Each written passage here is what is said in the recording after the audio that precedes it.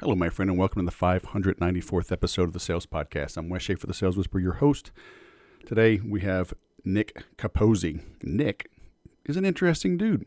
Nick was selling luxury items on cruise ships for over a decade. And the dude can sell. He's an entrepreneur. We talk about his business that he's launched, a couple of them. He got into management on the cruise industry before he went out on his own. But the way that he did it, we get into storytelling, the power of storytelling, how he can help you become a storyteller in no time. And he gave some great tips, and just an energetic, fun dude. So you're in for a treat.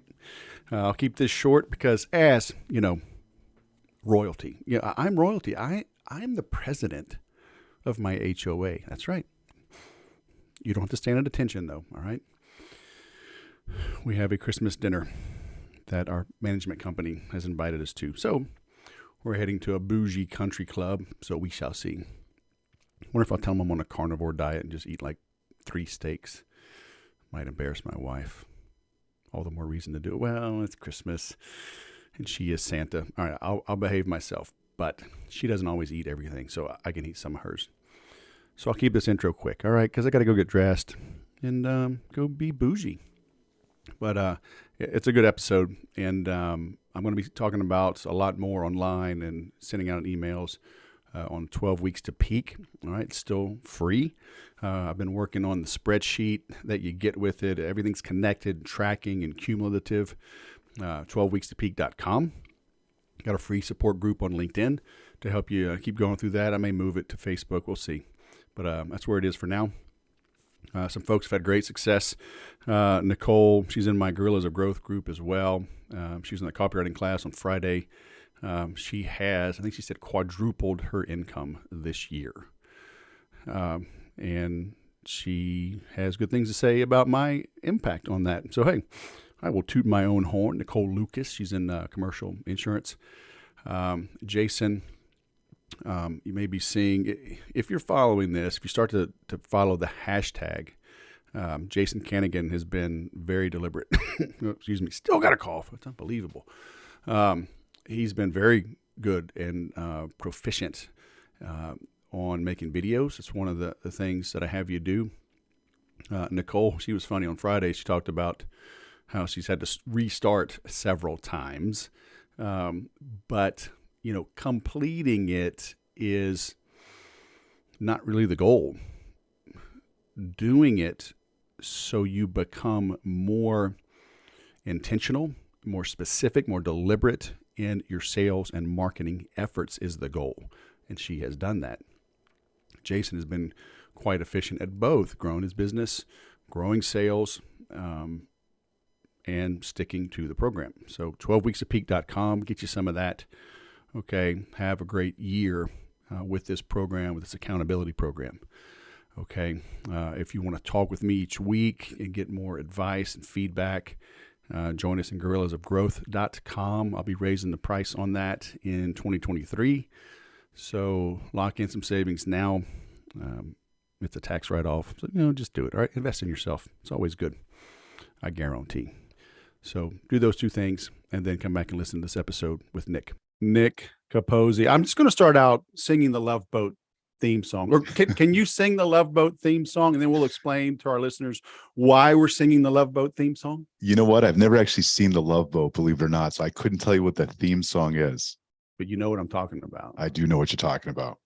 Come on, man. Don't make me sing it. All right. Because maybe I just need to pause this, make you look it up. I know. Come on. I can't believe that. That's all I know. I know the Love Boat. That's it. That's all I know. I lived it though, Wes. I lived it for 10 years. I know. I was reading your profile. 10 years working cruise ship. You were selling watches from a cruise ship stage. So what we did was we sold all the high-end luxury duty free. So when you think duty free, you think like liquor, tobacco, perfume, like at an airport, but it's that. But really what it was Swiss watches and high-end jewelry brands. And they were duty-free in the Caribbean. And that's what we did. We promoted from a stage. We got people excited about shopping for duty-free because you're not thinking about shopping duty-free when you go on a cruise. It's the last thing you're thinking about. But we got them excited. and they would buy Swiss watches because they were legitimate savings versus what they'd pay back home. It was huge. Yeah, I was wondering about that because I see, like, I've traveled internationally and, like, you know, I like bourbons and scotches and, like, it never seemed like it was much of a deal. But I guess those were. So here, I'll give you an example. Let's see if I got a watch here. I happen to have a Swiss. Oh, I do. Happen to have a Swiss watch here in my bag. So this watch, let's say, is $1,000 in Boston. It's going to be $1,000 in Miami. It's going to be $1,000 in Montreal. They price protect. But what they do in the duty-free markets is they'll offer a set duty-free discount that ranges from anywhere from like 3% to like 35%, but you're not paying the state tax as well. So I would have collectors come on and say, if you can find me these 3 Patek Philippe watches, I will buy all 3, these exact models. And then I would go down to the crew Wi-Fi. This is, you know, in the early 2000s, Wi-Fi was a joke. And I would try and reach out to these stores that we had relationships with. And do you have this particular make and model? And if you do, hold it, right? So that was a lot of what we did. People who understood duty-free would come ready to shop. And we were educating a lot of people on it. And then they would get excited. And you gotta, you know, most people, cruise is still a really affluent market. It was even more affluent, you know, 20, 25 years ago when I started. But, you know, your ICP is people with money when you're working on a cruise ship, and they all had money. So should I go on a cruise, man? I want some nice watches. Is that still a deal? 100%. 100%. St. Thomas, duty-free capital of the Caribbean. Grand Cayman's another great option. We used to call it brand Cayman. So when you get off the ship in Grand Cayman, you're literally seeing boutique after boutique after boutique. And just for reference, if you've been to like the airport in Rome, it's like a Chopard boutique next to a Cartier boutique next to a Hublot boutique. And those stores have, you know, in 800 square feet, you've got $10 million worth of retail merchandise. It's crazy. I should just bring one of my Glocks and just get a big discount. Is that what you're telling me to do? Is that what I just heard you say? I do not condone that, sir. What is it? The Italian job, right? This is going to be the Bahama job. You and me, man. You and me. We formed it right here live on the Sales Podcast. This is going to be good. This will be the most downloaded episode ever. It might be the FBI. Might be the FBI downloading it, but it's going to be a lot of people are going to listen to this thing. But it was great. What was really cool about it, Wes, was I didn't know anything about selling before I got there. And frankly, they didn't train me much on selling. What they taught me was presentation skills, which I already had a background in. I went to college for radio. So, you know, the real thing was getting on a stage and giving an hour-long presentation and keeping 500 people engaged when they have way more attractive things to go and do on a cruise ship, like go see the sun if it's the middle of winter and you're from New York or Minnesota. So we had to get them like super excited about this shopping opportunity. And it blew my mind how excited they would get and how they would line up and want more information. And do I book an appointment with this guy who manages this? How do I get this, Nick? How do I make sure that watch is going to be there, Nick? It was amazing watching people turn off their brain when they go on vacation and they're ready to shop in a way that is different from any type of other environment. So why was that an hour? An hour-long presentation on duty-free shopping? I mean, what the hell? It's like, hey, save 30 to 35%. Go get them. Like, sold. Because we were, you know, it was all these brands wanted to advertise. We were a media promotion company, so they wanted to advertise to the cruise guests. So we would have, I mean, people were paying by the second, right? So one company's paying for this much time, another company's paying for this much time. You had to hit it. You had to tell great stories, which was also really key because I've got 15 watch houses from Switzerland, which technically now are all owned by Swatch.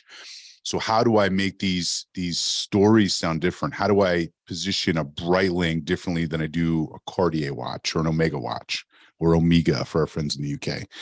And we had to get really into stories and telling like the stories of these families and the intricacies and detail that went into the watchmaking. And it was romantic, right? We would get people really excited about something they did not need. It's called luxury goods because it's a luxury to go and buy a $10,000 Swiss watch. That's interesting because I would think that people would either have that in mind already because like I know about those things. I'm like, yeah, I'm like, what? You got those? Okay, sold. They take me to the store. Yep. But I guess others aren't. But so they would just literally sit there for an hour listening to. You were, and you would, you want to be terrified. Watch when you're on stage. Now you're on stage, all eyes on you, all the lights on you, and you're watching people slowly filter out and more and more and more. So you had to get really engaging really quick to keep them interested. And we wouldn't start with, here's a $10,000 Swiss watch. We'd start with, hey, who here loves coffee? Everyone loves coffee, right? And if you don't, you know someone who does. Well, we're going to Jamaica, and here's why you haven't heard about Jamaican Blue Mountain coffee before, and here's why you want it.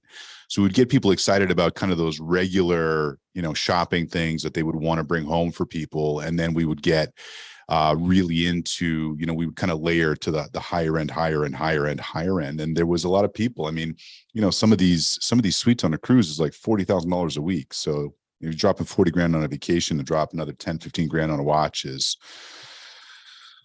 in your wheelhouse. Yeah, it's not a big deal. Mm-hmm.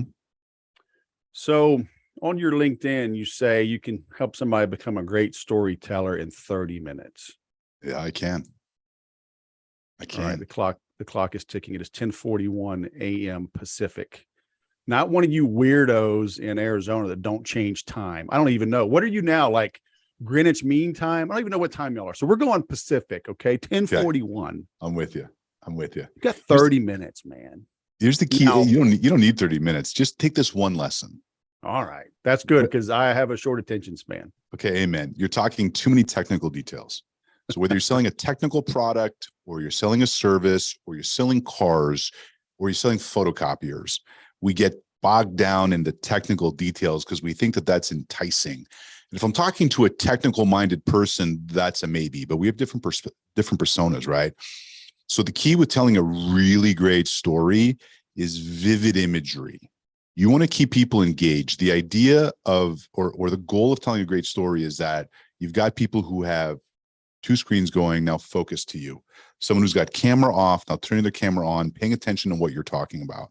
And if you use vivid imagery and really paint a picture, I mean, I'm talking about like actually taking a palette, squirting the oil paint on a palette and mixing up colors. I mean, that's the level you want to get to. And the more engaged or the better a nuanced story you tell, the more engaged the person on the other end is going to be, the more likely they are to get excited. What happens when they're excited? They become a champion. When they become a champion, you're more likely to, have a faster deal velocity through your sales cycle. So getting into the nuts and bolts of what something looks like what color green is it? Is it a hunter green? Is it an emerald green? Is it a mossy green? Right? Things that when we read books or we read stories, we see that kind of language all the time, but we don't speak that kind of language. And when people can vividly remember the description, they're more likely to remember the story, and people are way more likely to remember and retell a story if it's told as a story versus technical details. How's that? That was about 90 seconds. That's fine. It's 10:43. Okay, I don't have the seconds running though, so I'm gonna turn the seconds on next. What about action verbs? Active voice versus passive. Oh, don't get me started on that. I can go on that all day. Okay, let's talk about tempo. Okay. What was the last car you bought, Wes? Do I have to admit about the Gremlin that I bought? Okay, when you were shopping, Wes, when you were shopping for that Gremlin, did you suddenly see that Gremlin everywhere? Right? If you're shopping for a Lexus, that particular model, you start seeing it everywhere. Why is that? It's because we're so particular activation. That's why. But anyway. Go ahead. We're so overloaded in our conscious brain that we tell our subconscious mind what we think is important, and then that's going to float it to the top. So when you're looking for this new car, you suddenly see it everywhere. The same thing happens when you're talking with tempo and pace. If I talk at the same tone throughout the entire conversation, what happens is it doesn't sound interesting to my prospect. Their brain is not being activated. Nothing's happening. But if sometimes I talk a little bit quicker, and then other times I'll intentionally slow down to the point it feels uncomfortable, and then I'll pause, their brain now says, wait a minute, hold on. We're not used to this. This must be important. Let me pay attention. So talking with tempo and pace, pausing to reveal something big. And the only way you can do that is by going back and watching your tape, which is very uncomfortable. But I recommend to everyone, watch your choruses, watch your gongs. The first time it's nails on a chalkboard. But every time you watch yourself, you get more comfortable, and pace and tempo and pausing is something you can affect very quickly. And if you master that, you're going to have a way more engaged audience. And I'm talking dramatically more engaged audience, because the reality is most people talk like this all of the time. It's not interesting. It's not engaging. Says you. I have been told I have a very good voice. That's how I make my sales calls. Hi, Nick. This is Wes. Can I sell you something? I mean, are you going to fight with that? But think about it, Wes. If I get cold called all day, and most of the times it's hey, do you have 27 seconds? But if I have my script down tight, Wes, how you doing? 27 seconds. This is why I'm calling, because of ABC, right? So get them engaged, get them excited. You know Chris Beal, Connect and Sell? I do. That's where you got the 27 seconds, huh? No, I got that from wow, what's James's last name? Because I was always 30, but Chris told me 27, and he's got the number. So I'm like, all right, I'll do 27 seconds. Well, that I guess too, LinkedIn has just told me that that's the time. So it must be coming from him. That must have been the seed that was planted. I'll give credit to Chris. Yeah, smart dude. I feel so bad. I had him on, and then I had interviews back to back, and something was glitching on my stuff. It was all choppy, and we tried to have him back. We just haven't been able to sync up. All right, well, I'll definitely watch that one. But just to circle back to that, I take notes. Yeah, right. Go ahead. No, I was going to say, just to circle back to that, Wes, if you keep someone engaged, right? Like, products are so hard to build, or the services that we do, they're so labor intensive, what we're doing on the back end. We put all this effort into putting something together, and then you don't tell a great story about your product or your service. And we live in this society where we want things quickly, right? Product-led growth is a big buzzy term right now, because people want to see and touch product fast. Can it actually affect me? So, getting product in front of people, democratizing your demos, allowing people to really get out there and talk and get excited about the product. It works. You get people engaged and people interested, and people, again, remembering your stories and more willing to tell them internally to the other stakeholders on their side of the company.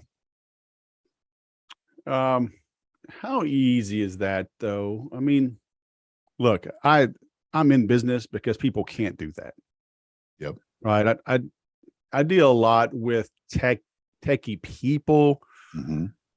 Some of it is, my background was technical. And so I've got a lot of organic stuff. So people in that space find me maybe more readily, but across the board, whether it's, I deal with mortgage brokers and realtors and techie people. I mean, they're not good at this, and I try to help them. I try to teach them, and they're like, just write for me. I'm like, dude, it's going to be a lot of money. I can show you. No, just do it. I'm like, okay. Because it's like super easy for me. Yep. But can it be like, I don't want to go code, right? Oh, it's easy. You can learn. Like, I know I can learn. I don't want to learn. My brain's not wired, but I'm older now. But I'm like, I don't want to learn that stuff. But here's why you want to, Wes, because telling a great story doesn't just apply to selling. Telling a great story helps you convince your wife that what you want to have for dinner is the best option for dinner, right? I mean, telling a story affects every single aspect of your day. It's what we do. We're humans. We interact. The whole history of humanity has been told and retold by stories. Stories of the victors, albeit, but nonetheless, we tell stories. So when you get better at telling stories and keeping people's attention, and really what telling a great story just comes down to is, can you keep someone engaged, right? We talked about tempo. We talked about, vivid imagery, even body language is important, right? I'm moving constantly here as we're recording this. And the reason is that the person on the other end is more likely to be engaged if my facial expressions and my body movement work in cohesion with that. And these are all things you can learn. It's another skill to learn. You're right. I'm not a great writer. I would rather someone could write my text-based posts for me. That would make my life a lot easier. But at the end of the day, I think storytelling is really, truly one of the few things that we look at as a business skill in this conversation that applies to every single thing you do in your life, every conversation you have in your life. Not that I have a strong opinion on that or anything. Well, I agree. And, but like, I look at this, I know I'm a good storyteller. I know I'm good. Yep. I know I'm entertaining when I train.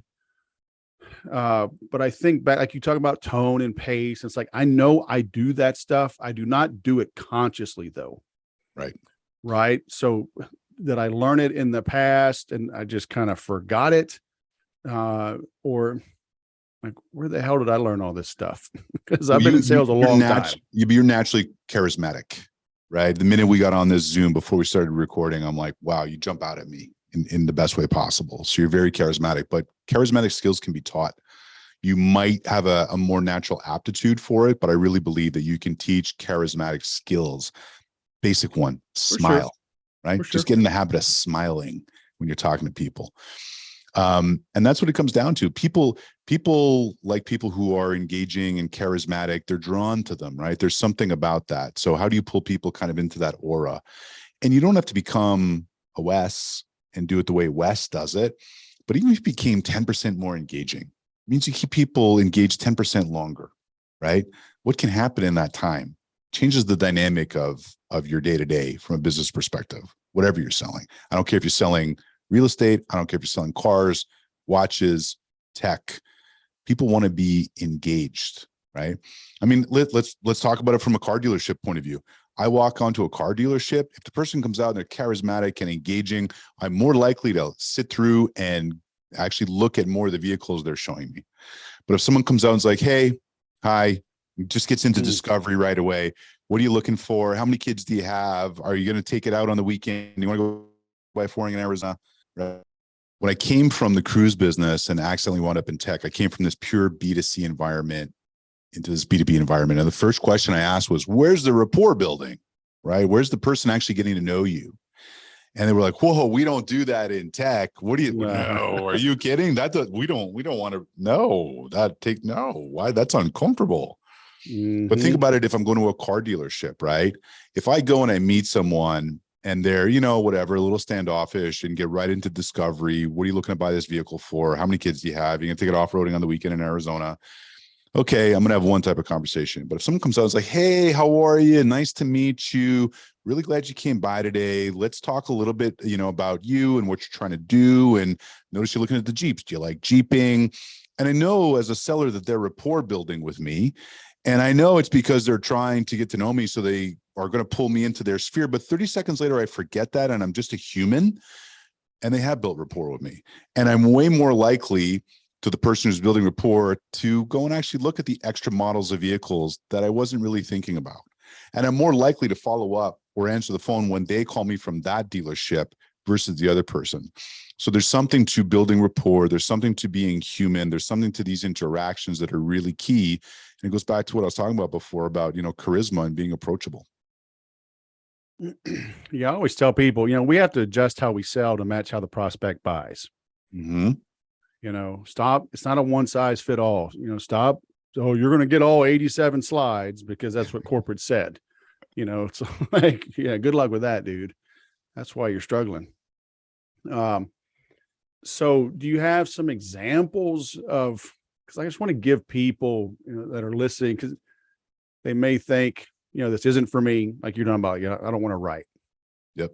But you are right. I tell people, the old adage, Jesus would talk about when two or more are gathered, there I am. And I always say, when two or more people are gathered, a sale is being made. Amen. You and I met, and it's like, sell me on the topics we're going to discuss, right? Yeah. It's like, but like, I didn't care, right? All of your topics, right? I like all of them. So I'll let you pick. All right. So I sold you on just freaking go with it. Right. Or you can pick you're talking about the wives. Like, I don't care where we eat. Maybe I do care where we eat. Our kids, can they stay up late? Can they have ice cream? Can they have their friend over? A sale is always being made. People Amen. on Twitter right now, they're selling, hey, should I still have a job? Right. So, I mean, should I get a raise? A sale is always being made. So, my listeners I need to pound it in their head. You've got to learn. And you call it whatever you want. Maybe it's connecting, maybe it's bonding, maybe it's selling, maybe it's coercion, maybe it's manipulation. I don't care what you call it. But if you don't have what you want in life, it's probably because you can't sell. You can't sell because you're not connecting. You're not connecting because you're not telling stories. Right. All right. So okay. Go ahead. No, Help the stubborn one listening to this who's saying, I'm about to hit stop on this because I'm no good at stories. Let's help that one. Okay. So let's do this. I think first, let's think about it this way. The idea of a good story is to take the person who is now in the audience and pull them across onto the stage and make them feel like they're in the story. Remember that. So how do we do that? Okay. So here's what I'll challenge you with. Go out for a walk in your neighborhood as you're listening to this podcast. Okay. Walk through the street and just observe things. What does that tree look like? Is it an old oak tree? What does the bark look like? What color is that bark? Is it an aspen tree? What can you draw a parallel to of how the bark curls off the bottom of an aspen tree? What color are the leaves? Are they a mossy green? Is it a waxy leaf? Is it like a Florida leaf, like something tropical? Or is it, I'm in Colorado and all the leaves are on the ground now, so I see a crumpled up, broken, dark red leaf with thin veins in it, right? And that's the key thing that we miss. I think if you want to go from not being able to tell stories to tell good stories is, again, this vivid imagery. This is the most basic one. And if you can master this, but walk through and just take mental notes of the things that you're observing. Now, if I asked you before this conversation to go have that same walk, you see a tree. But now break down that tree. Break down the colors, the textures, the scents, the flavors, right? If you see sap coming out, I grew up in Montreal. We got maple trees everywhere. When I see sap collected on the edge of a tree, I can almost taste the maple syrup, right? But get into that level of detail. And I'm not saying to take a 10-second thought and now turn it into a 60-second poem, but add 2 or 3 Listen up, seconds you to it. Canadian. I'm not an arborist or a botanist. I'm an advanced, scientific, technically minded, math-oriented, software as a service, technical sales engineer. I don't look at bark. I chew up trees and I spit them out. Yeah, but your prospect looks at bark. Your prospect is shopping for bark right now. The prospect should look at my flux capacitor. Listen, but that's your problem. And that's why maybe you're not a successful technical sales engineer. You know, how this all started for me was I was meeting these technical founders and they were so bad at telling their story because they're like, well, my solution is so brilliant. Everyone needs it. Flipping incredible. Everyone needs it. Everyone needs it. They just need to see it. It's over. If I can just get 1/10 of 1% of the market, it's $1 trillion market. I'm rich. But it sells itself.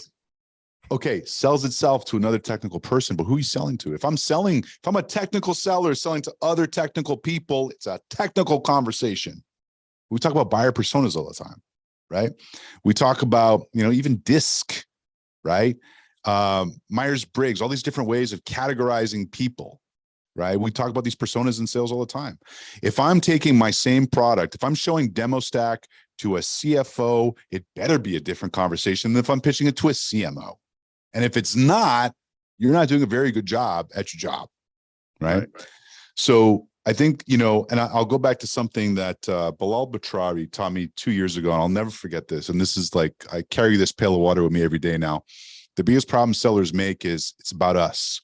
It's about our solution. Look at your emails that go out. I, we, us, our solution. It's not about you.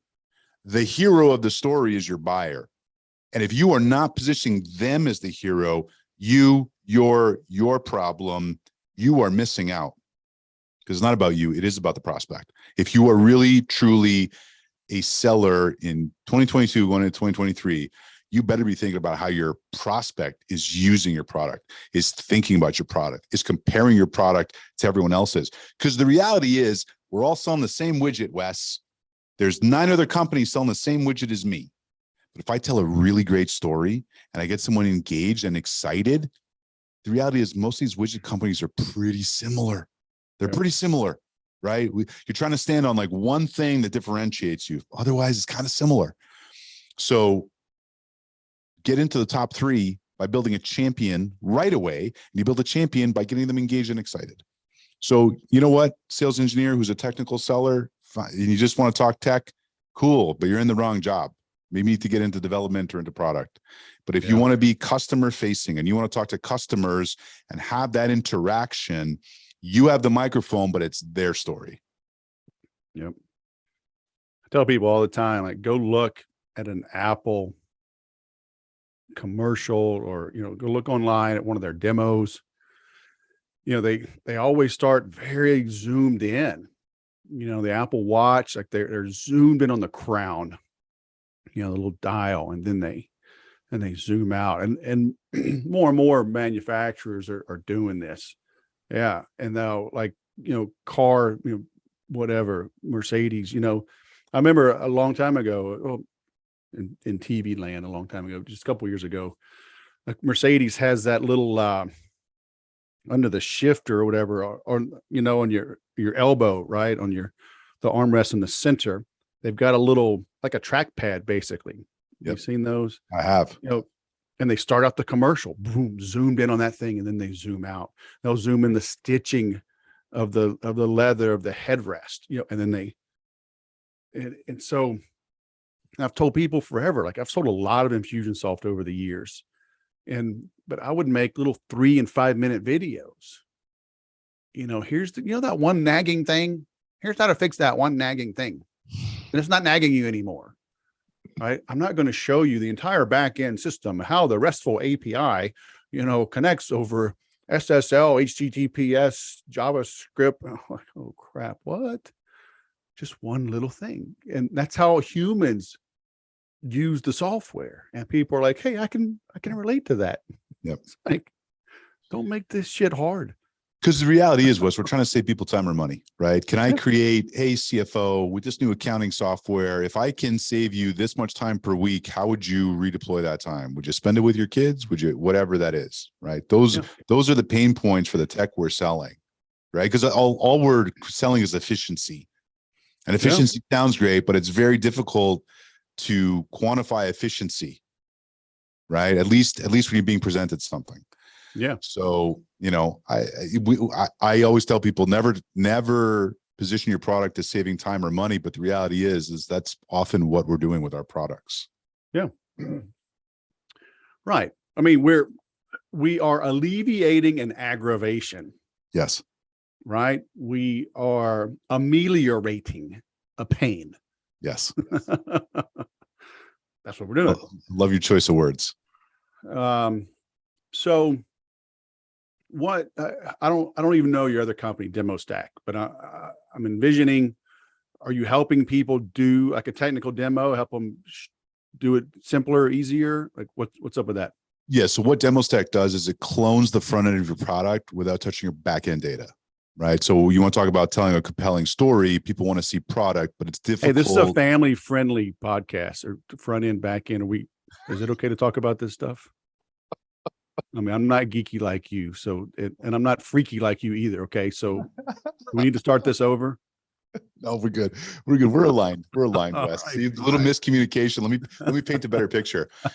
No, but the problem with showing product is you can't, right? You have to have a sales engineer go in and pump in like dummy data and who's the persona, but we clone the front end of your product so you can kind of democratize your demo. And if someone wants to see product quickly, an AE could show product in 3 minutes using a product like Demo Stack. So that's the real advantage. And what's actually really cool here, I'll paint a picture for you.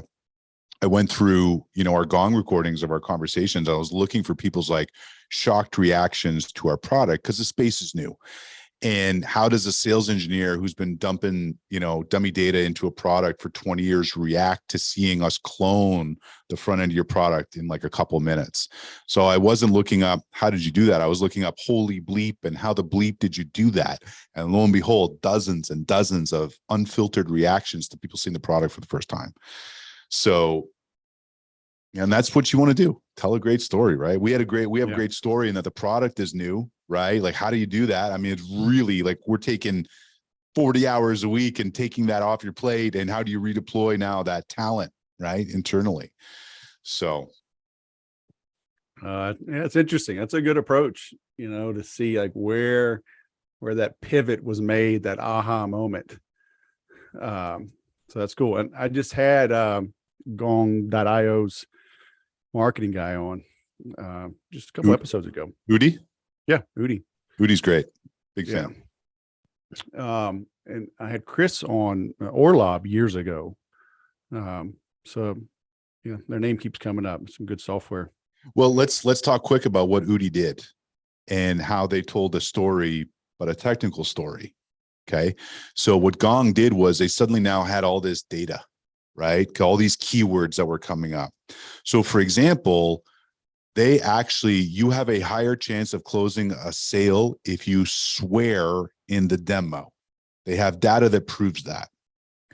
That's interesting. Are you right? shitting me? I'm shitting you not. So that's fascinating, but that's what Gong did. They took, you want to talk about a social selling strategy and a brand awareness strategy. They deployed, a couple of years ago before everyone was posting on LinkedIn and no companies were posting on Unison. They democratized their people to go out and take all this great data and just point it out to people. It's just data. It's just numbers. But the story it told of how you could tell a better story in your gongs or what you should or shouldn't be doing. Right? Conversation intelligence. That was Gong coined that term, right? But they did it because they were taking all this great data, they were pumping it out to the market, they were deploying their entire team. So now suddenly, is Gong a better product than their competitors? I don't know, but Gong is super interesting, and that's the first call I'm making if I'm looking for conversation intelligence software. Why are people so bad at setting appointments? And how could what you're telling me is great. Salespeople always tell me, I'm great once I get in front of a qualified prospect. I'm like, well, no shit, Sherlock. We're all great once we're in front of a qualified prospect. Your job is to get in front of a qualified prospect. Amen. So how can we use storytelling to set better appointments?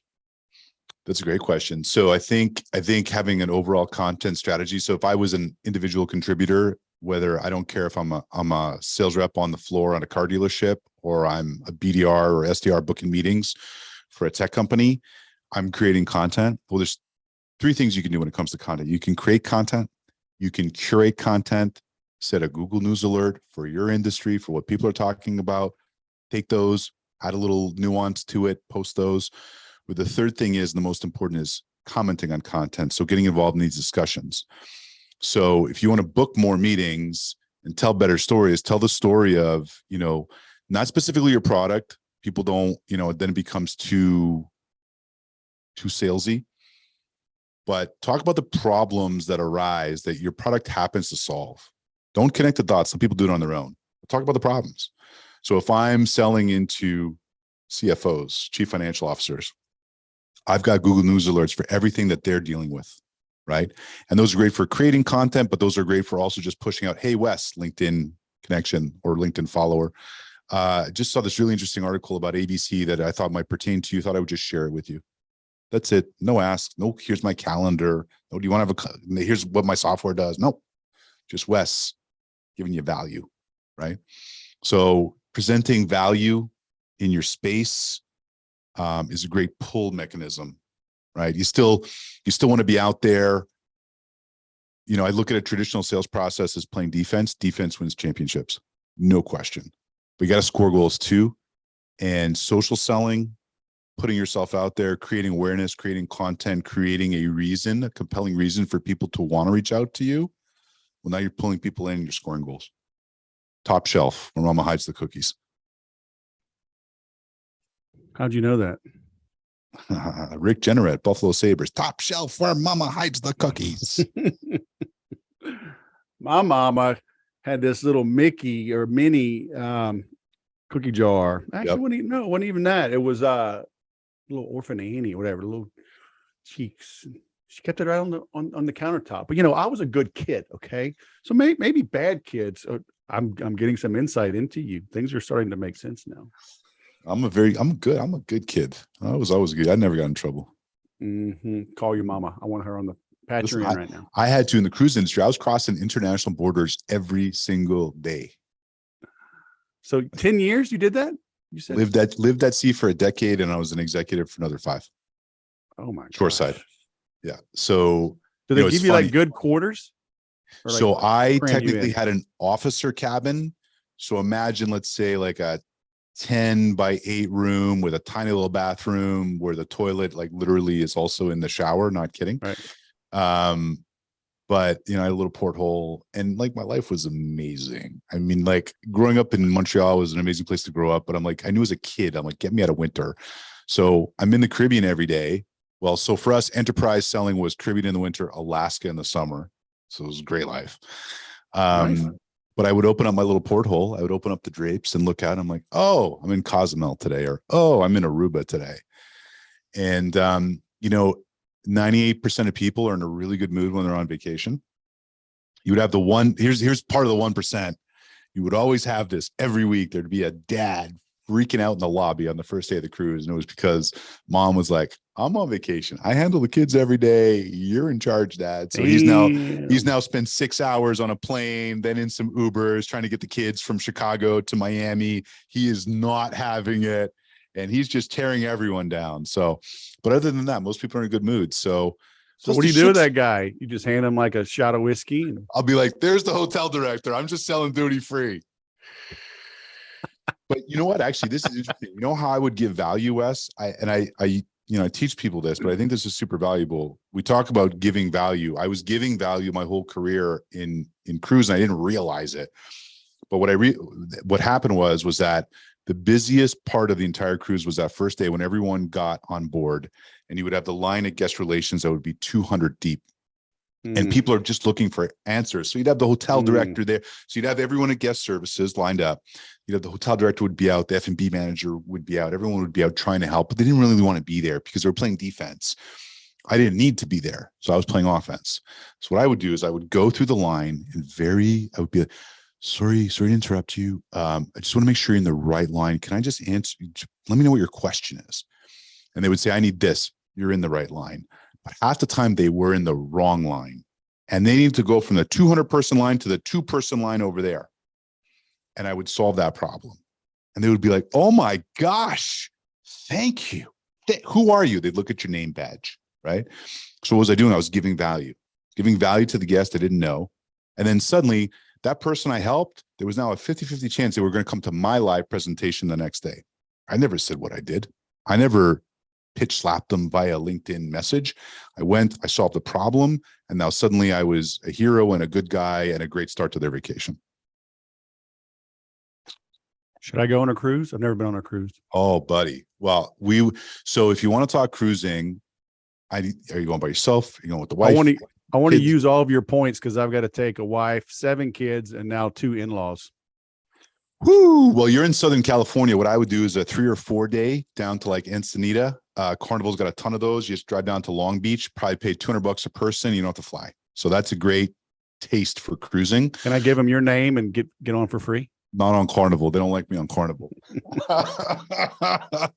Now, if you go cruise on Celebrity or Norwegian, I might be able to call in some favors. But what's really cool, I always tell people, cruising's not for everyone, but if you can do one cruise, do Alaska, because to me, I've been to like 45 states. It's the best way to see the state because you're coming out of Skagway, which was saying you took a cruise to Nebraska. I'm calling you out, man. I don't think there's cruise ships in Nebraska, Oklahoma. Fair enough. Montana. I mean, what are you telling me? Imagine this now. Okay, I'm going to paint you a picture. So you're sailing out of Skagway. Skagway was where everyone would go to be unloaded off the boat. I'm getting a vivid picture, but I'm afraid now. Skagway.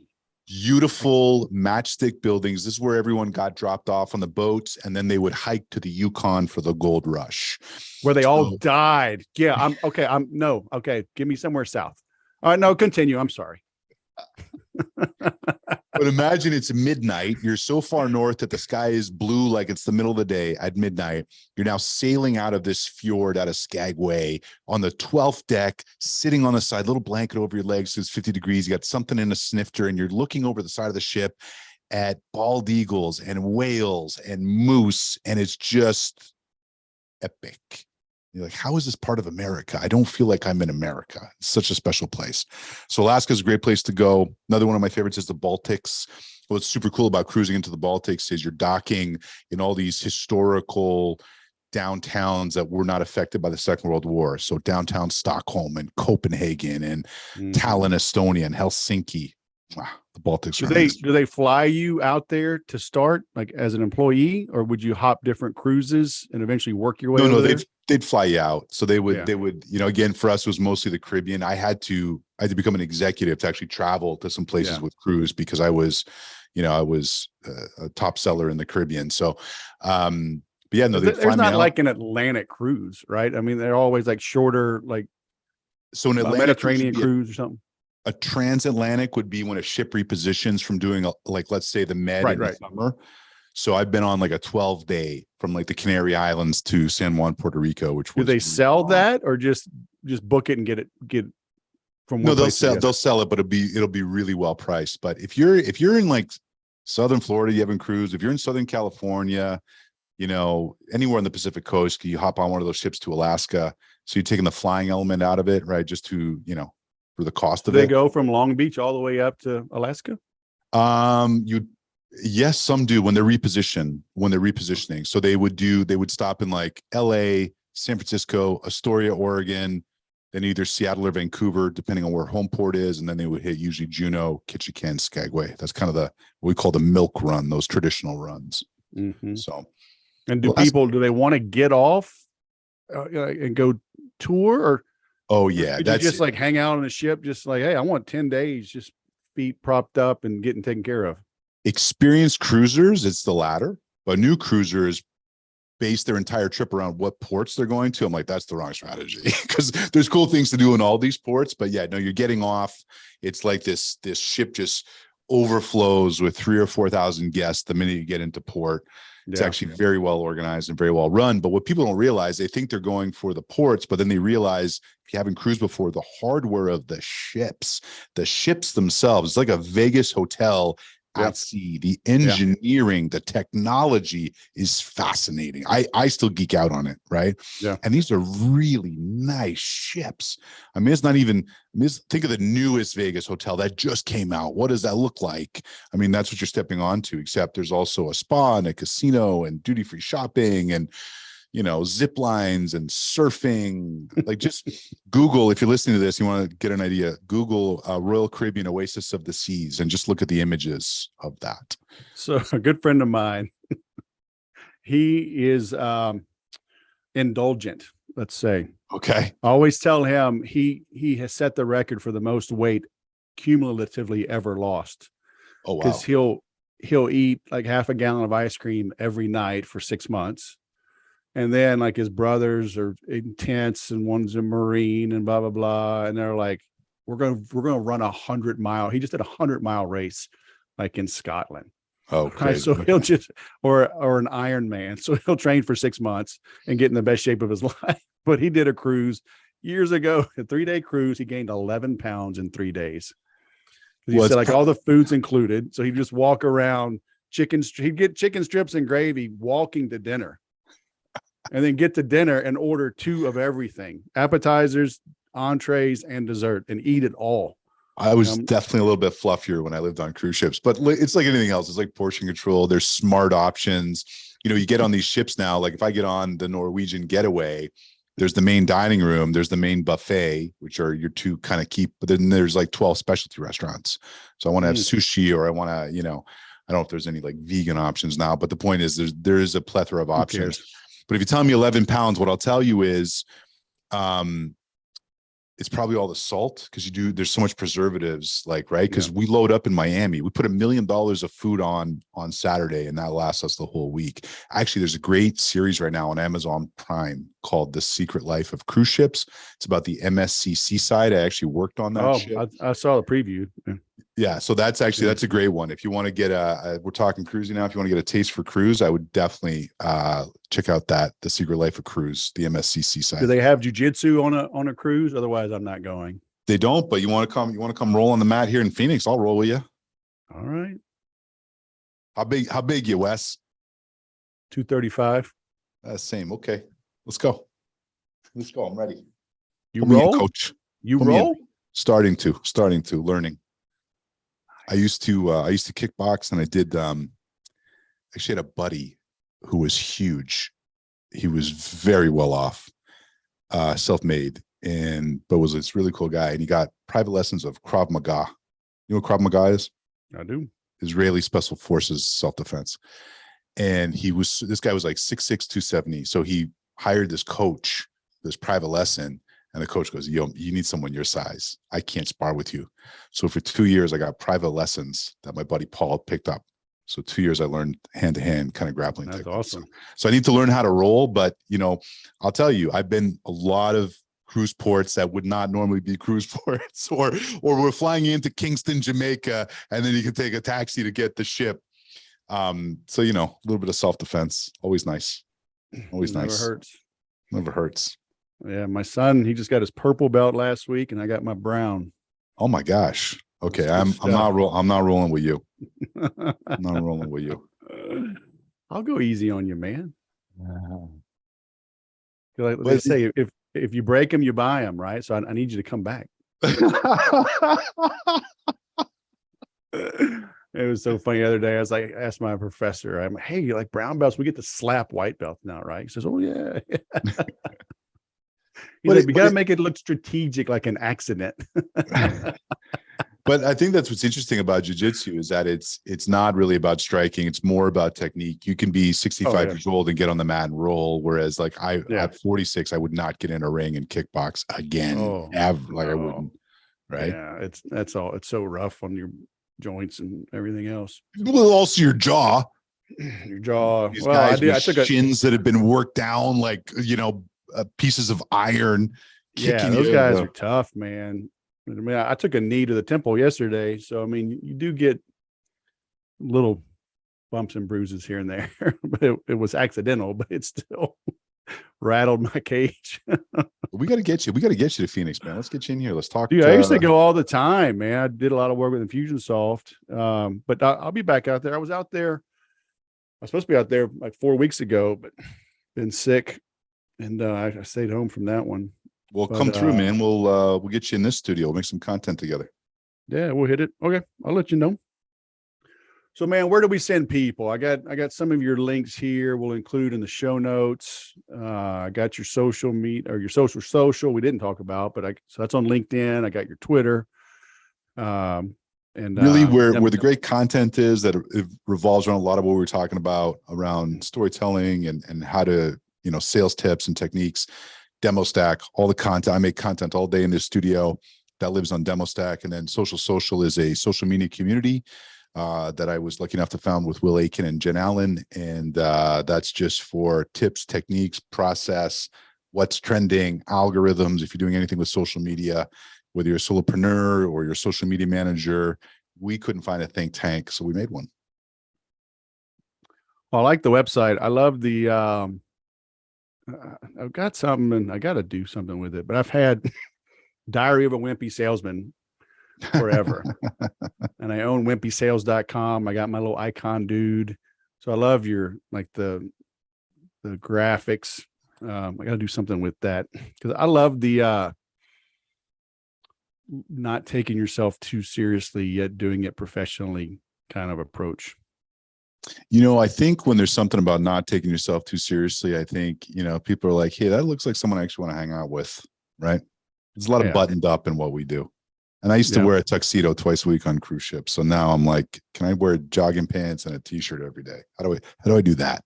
Hey, it's gray sweatpant weather. So I've been told by it is all the single ladies on social media.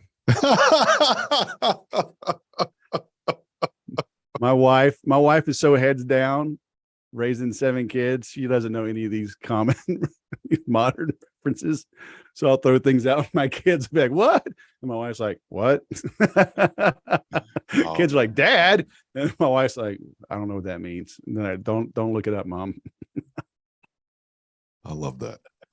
Oh, man. All right. Nick Capozzi. Speaking of jiu-jitsu, I got to go jiu-jitsu, man. So it's that time. So we've got to end this thing. Okay. All right, buddy. Go roll. Go roll. Roll for me. You've captivated me with these vivid stories, and I just lost track of time. Good job. Appreciate you, Wes. Nick Capozzi from Phoenix, demostack.com, man. Thanks for coming on the show. It's been great. Appreciate you. Tell stories. Be vivid. I like that recommendation. People always say, become a great storyteller, make more sales, capture the attention of your prospects, blah, blah, blah. But then how do you do it? It's like in jiu-jitsu. They say, oh, yeah, just, pull guard, sweep, position before submission. It's like, great. There's so many things to take into consideration. Things are never just that easy. If they were that easy, everyone would do it. The fact that everyone can't do it, the fact that everyone is not good at it, means it's probably a little bit difficult. And telling stories is. For the month of December, I've got my group in the Copy by Wes and helping people get better at writing. And they're struggling. That's why I did a one-day session on Friday the 2nd, and then I said I'm going to support you for a full month because you get some ideas, but executing that is hard. You've got to find time. It's a new muscle that you're building, a new habit that you're creating. I'm having them write every day. People aren't doing it. They're admitting that things got busy, so they're trying to catch up. They're trying to, fit this in, and that's life. I can't tell you how many months and even years I would put things on my calendar, and it took that long before it became a regularity. So don't beat yourself up if you've got a goal or a task, something you want to get after, and you don't always get to it. I've been doing jiu-jitsu now almost 6 years. January will be 6 years. And my buddy nagged me for 6 months to come roll. And I was like, no way in hell can I carve out a couple of hours in the middle of the day to go do this. And now, Monday through Friday, at noon, I'm rolling. Then Saturday at 11. And I'm starting to help teach the kids class. But it took them 6 months to wear on me. Now that was somebody on the outside, nudging. But you get the point. It may take a while to make this the norm. I work with clients all the time and have you start being more proactive, more intentional with your activities, bunching your calls, bunching your prospecting activities, batching them, and having shorter meetings, asking harder questions, getting no earlier, having an agenda. And a lot of times people's calendars are totally full, literally like overflowing. Y'all are working as if everything is going to be to perfection. And nothing ever does. People start late, meetings go long, you spill over to the next one, you're pushing things back. It's why airlines, you see a flight is, 40 minutes delayed, but then you land and you're only 15 minutes late. It's like, how'd they make up that time? Because they don't have everything dialed in. They don't schedule these flights to the exact minute. They have some wiggle room in there, some blank space. Maybe they fly at 80 or 85% of their ability, right? So then that's what they're scheduled for. So then if they have to go at 95%, they can make up some time. So they build in those cushions. You need blank spaces on your calendar. You need to have 15-minute meetings with a 15-minute cushion before and after. Sometimes meetings go long. It gives you time to wrap things up, gives you time to get up and get some coffee, go take a pee. All right, walk around the office real quick, get some sunlight, come back and get to it. But when you're scheduled out solid for a month, it may take 4 or 6 weeks to begin squeezing in this new habit, but you can. Okay, but you've got to know that it's possible. You've got to know that it's desirable. You got to want it. I wrote today talking about how I think it was Mary Kay, said people always would ask 3 questions. Is it effective? Is it simple? Can I do it? You need to believe that whatever you're working on, all those three things are yes, and you need to convey to your prospects. They need to be able to answer yes to what you're offering them. Are you conveying that message? So that's why I've got people writing. So I tell them, I hate selling. I hate the old school objection handling, negotiation, tie downs, all this crap. I want people coming to me pre-sold. They're coming to me just to kind of put a bow tie on it, wrap things up, make sure they're not missing anything, make sure I am in reality what I appear to be online, and then they pull the trigger. So, but I've anticipated the objections and addressed them, negated them before they ever come up. That's what I tell everybody in the copywriting class, is that when you have not only thought of the answer, but when you've made a video of it, made a blog post of it, made a free report about it, way before the prospect ever even asked you the question, right? I don't like create something for a prospect and send it.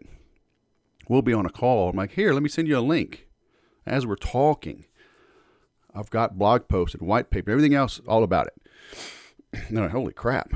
So not only did I think of a question before they even thought of it, I addressed it. That conveys to them that I am the expert that they're searching for. That's why I have people write. Okay, so hit me up if you're interested in that. It's not for sale at the moment.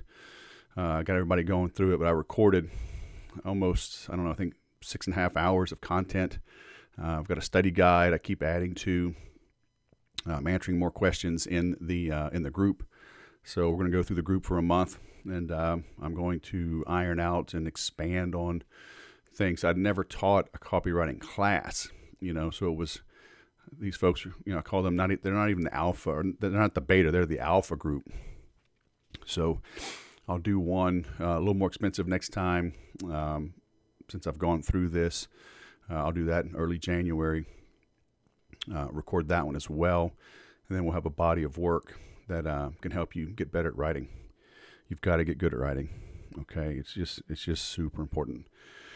But let me know if you're interested. Actually, now that I think about it, I'll check back in a day or two. I'll put up a waiting list for the January class. So if you're interested, you can join there, and I'll let you know when that comes out. And then you can make 2023 awesome. In the meantime, go to 12weekstopeak.com. Get started on that, holding yourself accountable. Come join me in gorillasofgrowth.com. Every week we're on live, getting after it. Okay? Thanks for listening. I'll go sell something.